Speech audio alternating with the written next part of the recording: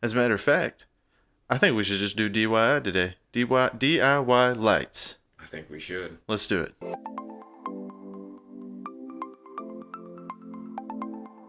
What's good, everyone? Welcome back to the B&E Project. Where we're here to help you break and enter into the creative world by discussing the latest tech and topics of 2019.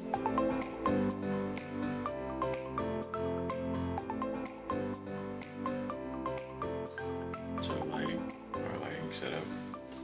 Yeah, no, we've actually come a long ways. I mean, I remember the first video or so we had. It was pretty bad. Pretty bad. We had 3 cameras going and couldn't capture a thing with them. No, and our ISO. I had the ISO cranked up to like 4,000.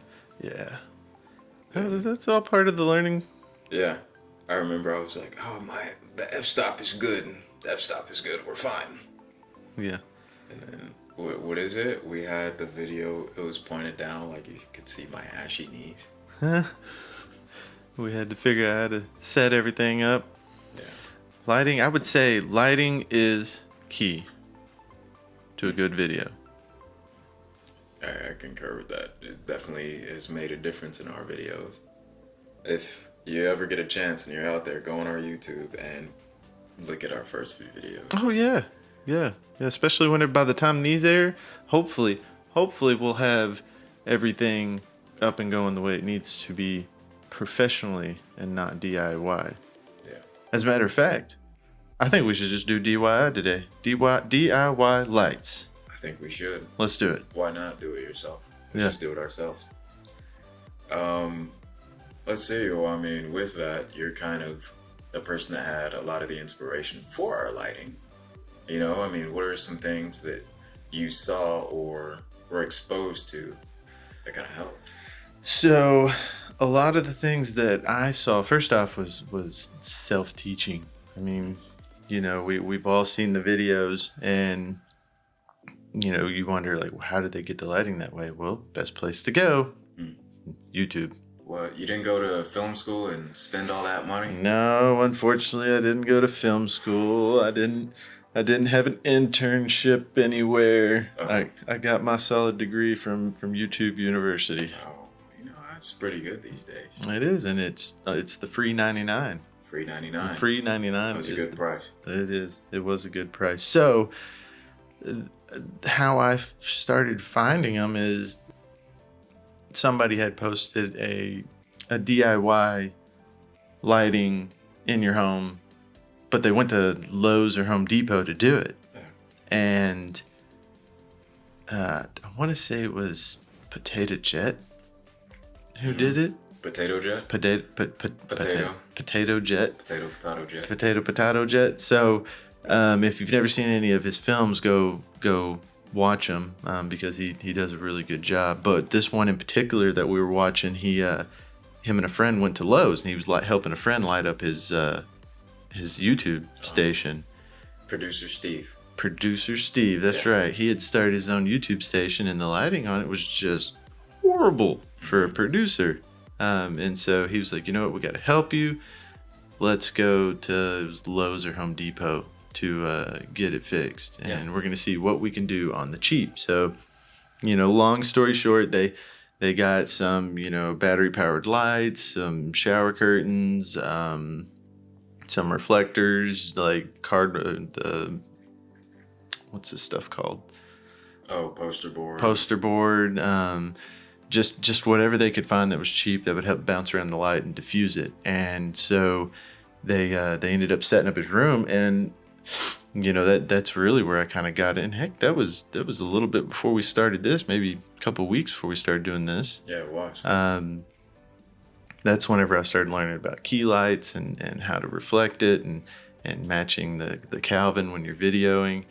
And so that's about where my inspiration came from. After that, I pretty much brought it back to you. Like, hey man, I see where we're messing up. We have no light. Yeah. I think we were trying to use window light at our back. Oh yeah. So and the room light. Yeah, the room. Right. Just the room light and what was coming through the window naturally, which it was horrible. It was really bad. Go check it out if you get a chance. Yeah, it kind of reminded me, and I think, that's one of the things that we're discussing too, is like lighting is so key that it can make a camera like what we're shooting on now shoots 24 megapixels, 1080p, right? That's what we're going for. And it made that footage before the lighting quite interesting. Mm-hmm. It was bad.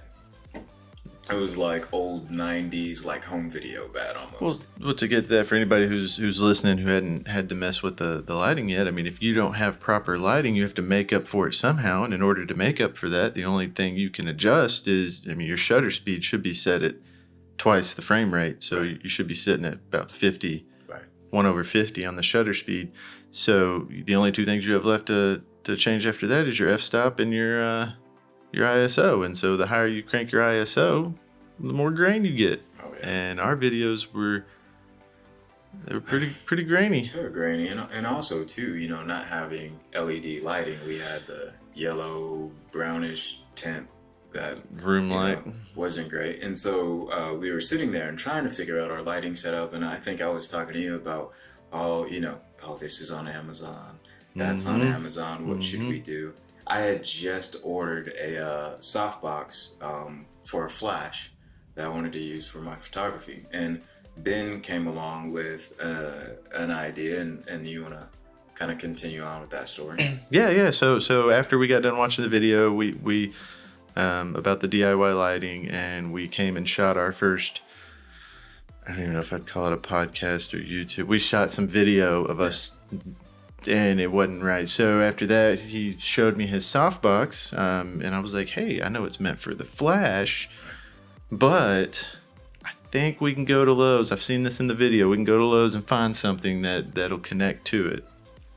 So we spent an afternoon. We spent 5 hours. Yeah, between Dollar Tree and Lowe's. Yeah. And I knew one of the things that I wanted was, a good background. For those of y'all who are watching the video, having a solid background helps to distinguish between you and the space behind you. So we already had mics and stuff that we'd picked up from previous jobs, so we weren't out any money on that. But the lighting, we went to Lowe's, Home Depot, both. We went to both because we found some lights that were on sale, and we just found regular workstation lights that were $20, 25. One was 20, one was 30. One came with an extra light, which is the one that you see right here in the middle a little bit. And then I think the big, now, sorry to cut you off, but what were the big features that you were looking for in those lights? So the biggest features I was looking for was the lumens. I wanted to get as many lumens as possible for obviously the lowest dollar. And, you always want to check if it's a good light, it'll tell you what kind of Kelvin it has. So that way you know what kind to match with your camera. So those were the biggest features I was looking for was, is this something we can work with? Is it going to be bright enough to make a difference? And is it going to be easy portable? So that was just what brand were those? We don't know, but we will have that description. Yeah. Link in the description. I can't remember necessarily what brand, but also one of the things that was important, and we do need to link this in the description, is the flicker. Flicker, that's what it was. Yeah, the lights that we found don't have flicker, and can you tell everyone what flicker would do to our videos? So the flicker that he's talking about is the refresh rate of the lights. So a lot of new videographers and probably some photographers, whenever you snap a picture of a TV or a flat screen or a movie theater or something like that, you're going to get those weird lines going across the screen. Well, that's how fast that TV is refreshing all those lights to make that picture. So when you ever hear people talk about the refresh rate, that's what they're talking about, how fast it lights up those pixels going across. Well, with a camera and LED lights, it's the same thing. The LED lights are flickering so fast that the human eye can't tell. But if you set your camera at just the right shutter speed, it'll pick up on that flicker, and you'll see a wave of light going across your screen because of the way it's flickering across. So that was one of the things that you have to look at whenever you're looking at these DIY lights, is just because it's cheap and it looks good doesn't mean that it's actually going to work on film. So that was one thing that we actually had to test while we were in the store. Was, I'm sure they didn't like it, but if I'm going to buy something, I want it to be right. So we went ahead and pulled it out of the box and hunted down a plug, which you obviously at Home Depot have to crawl behind the stands to find a plug there, and plugged in the light and whipped out our cell phone and took a video of it just to see if it had a flicker to it. And these didn't. And that, it worked out pretty good. From that standpoint, don't be afraid ever to grab something and take it out of the box and look at it. Oh, and always keep the receipt. Yeah, always keep the receipt. Don't be Captain Obvious when you're in the store. Yeah, so on going further into that, before I forget, another thing that we can save y'all from making a mistake is that if you're gonna have a key light, make sure it's at least 1,500 lumens or more. If you go above 1,500 lumens, you're probably going to want some sort of a dimmer or a really good diffusion on it, because right now what we have, our key light just off frame here is 1,500, and we bought the 1,000 lumen light, but it just wasn't enough to work with. It didn't give us enough play with our settings on our camera to be able to work with. So once we went back and got the 1,500 lumen, then it gave us plenty of range to be able to play around with. And speaking on that and strength of your lights, also skin tone is a very big thing. Skin tone is so.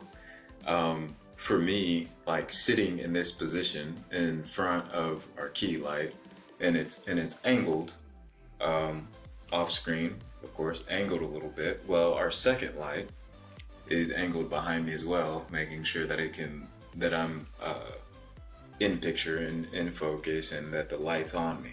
And that's something that's very huge. So you have to kind of understand skin tone too, and where you're at. And I need the light a little bit more, whereas Ben needs it a little bit less. If we switch positions, I'm darker and Ben's blown out.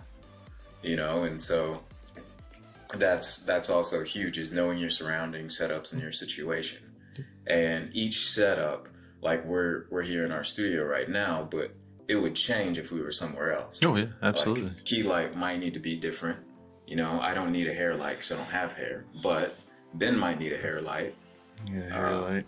We might need to change our secondary light, and this light might change for us, and the light that it gives us.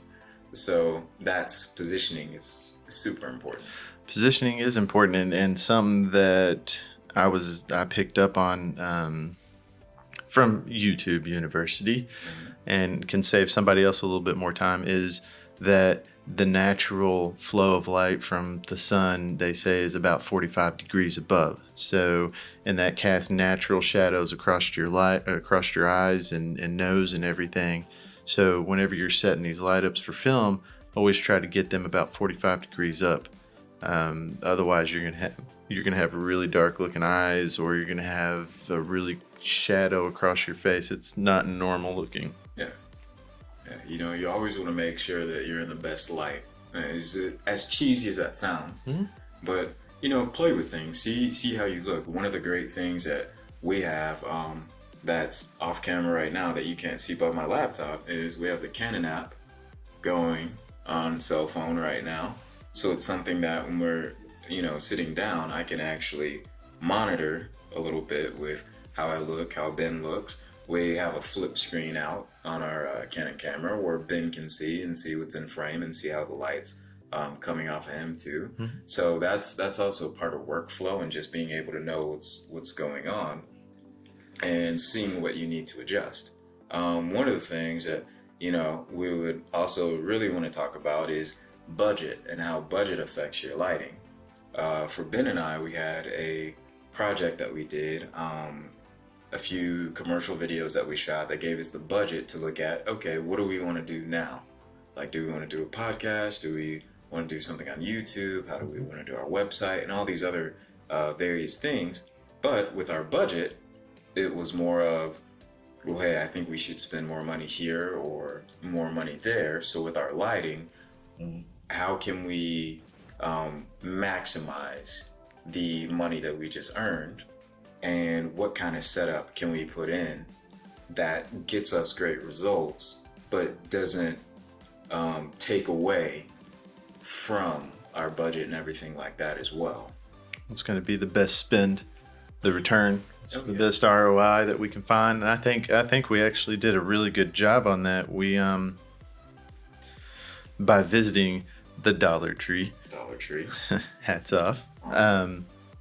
We were able, and I think we talked about this in one of our previous episodes, we were able to find, like, our backdrop cost us $10, if that. Maybe 15 if you count the what we stuck it to the wall with. Stickies. The stickies. We found, a cheap table from IKEA. $20. $20 later. We had a couple coffee mugs that were from already previously owned. The lights, the total we spent on lights was maybe 50, 60, 50, somewhere in there. Softbox cost me about 20, 30. Yeah. Having the little tripod, another 15 or so. Yep. And we talk about the softbox and the tripod and the reflector over here that we're bouncing light off of. You don't have to have those things to keep going. The boom arms that we have and the table, like, none of this is required to make if you want to make a good podcast. Obviously, all you need is a mic and a computer. But to do the video, you just make it aesthetically pleasing. Yeah. For the mic stand, you can tape it to a light pole and use a shower curtain with a cardboard box. Oh yeah. I've seen people do that. Cut out the cardboard box, put your light in there that you got, and put a shower curtain over it that diffuses the light, and make sure you're aiming it on your subject. For the reflective light over here that we're bouncing off the reflector, you don't have to buy the expensive reflector. No. You can go out and get some white cardboard. Oh yeah. And bounce it off that, or you can take another shower curtain and aim it through the shower curtain and diffuse it onto your subject. So, ideally, we spent maybe $100 on all this. Oh yeah. By the time you figure gas, tolls, food, Tolls, coffee. We had to get coffee while we were out, so that cost $1 or $2. That actually, the coffee probably cost more than our backdrop. So IKEA lunch. IKEA lunch. Shout out to IKEA. Good lunch. Didn't know they had that.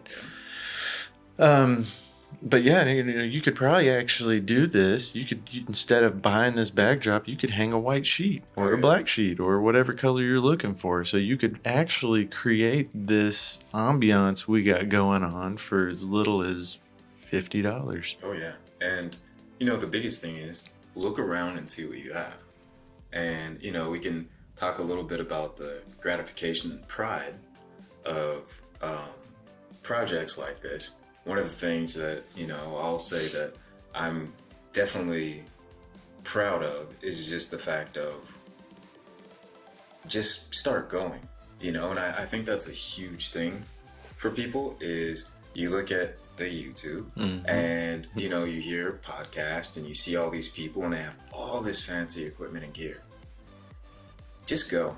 And that's what we're doing right now. We're glad you're on this journey with us, but just go. Like, if we could have found a table that worked for us that was free 99 from Facebook. Yeah. If I'm, keeping it 100, if we walked by a dumpster and it would have been the perfect table. Oh yeah. I'm snagging that bad boy. Wipe that bad boy off and put a rug over it or something to make it look pretty. Say a prayer that nothing crazy happened on the table, and you're going. Yeah, and you're right. You're absolutely right. You're 100%. I know those of y'all who are who are shopping some of these channels trying to find pieces of information, you're going to hear this over and over again. And the biggest thing you can do to get started is to just start. Oh yeah. Just start. If all you have is a cell phone and your computer, or you don't even need a computer nowadays, all you need is a cell phone, and that's all you have, then pick it up and start. Make your first video. It's going to be horrible. Okay. Ours are still not as good as they're going to be next week. So that's the biggest thing is pick up, start. Oh yeah, pick up, start, and whatever you want to create it. I mean, me and Ben, our setup had to be a little bit different because we're designing it for two people. Let alone like a solo project's a little bit different, but still similar. Like, just start. And I mean, it's just really something that I'm surprised about, that we could do something and it would look what I think is good on that budget. And later on, as time goes and we advance, we'll change. Absolutely, our budget will change. So that's also the other thing too, is the self-gratification that you get out of all these things. Yeah, that's my computer. So I think some of the things that we're looking at possibly upgrading in the future while we're on that subject would be, what do you think? What would you start with? I think if I had to upgrade first, I would probably get a bigger, controllable softbox light. I mean, obviously, everybody's dream is going to be the Aperture 120D, 130, whatever they have latest on the market. Oh yeah. If I could, go out and buy it today, I obviously would. But to have the ability to control the light and maybe change the Kelvin on it to warmer or cooler, just to match the scene that we're in, and have an actual setup for that light to hang on. So if we need to dangle it above our heads, we can. If we need to get it down low, we're very restricted with what we have, even though what we have is working. In the future, that would be one of the first things that I would want to upgrade. And then we can take this 120 centimeter softbox and move it over as a reflected, use it as a secondary key light, or set it off to the side as a prop. It looks good. There's a lot of times you can see that in the background, but I think that would be that's going to be on my Christmas list, is a bigger light. Oh yeah. I think a bigger light, and like you said, moving this one over and having it as our secondary light or things like that. I would say that's probably what I would look at for in terms of an upgrade. I mean, background, I think is something that we can always explore. Like, that's super exciting because once you have a good space to work in, you can always change the background. And depending upon what you want it to be, I don't know, we could go for a blue, we could go for a red, we could go for a white one video. It doesn't really matter. It's creatively what we want to do and what we want to make it. It's also awesome to see how light bounces off of surfaces. One of the things that I did in wanting to get a softbox was to be able to have a hybrid softbox. So that's something I would look into as well. If you're into photography and videography, is how can I get something that works in a multifaceted way? And we were playing around with taking photos and stuff like that today, and using some of the light and reflecting off that softbox.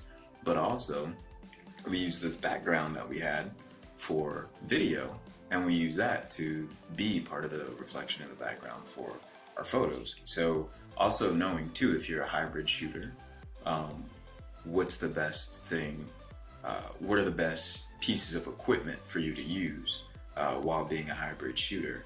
And not just what's the best, like what are you going to get your money's worth out of? Like if you're a hybrid, and I'm assuming you mean video and photography shooting. Absolutely. So if you're into both videography and photography, and you buy a light, if you can't use that light in both, then you just kind of wasted your money. Yep. So yes, to get a flash versus a continuous light, those are two different things.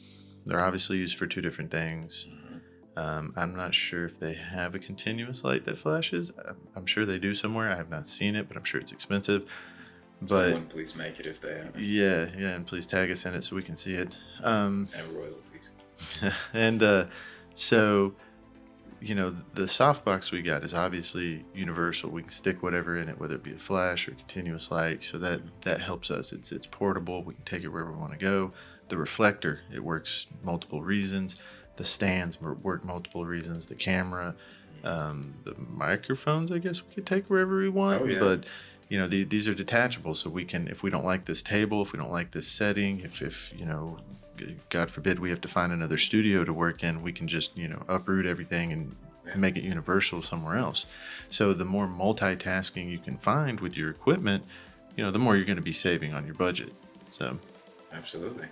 Well, I guess I'd like to thank you all for joining us today in our conversation about lighting. Yep. Thank you everybody. For those of y'all who joined us on YouTube, please make sure you hit the like button and subscribe. That really does help us out. Everybody else who's listening on the podcast, please go down, give us a rating, and leave us a comment. We are taking suggestions for our next episodes, and we do value y'all's opinion. So thank you again, everybody, for listening, and we can't wait to catch y'all again on the next one. Yeah. B&E signing out. Signing out. All right. Do it.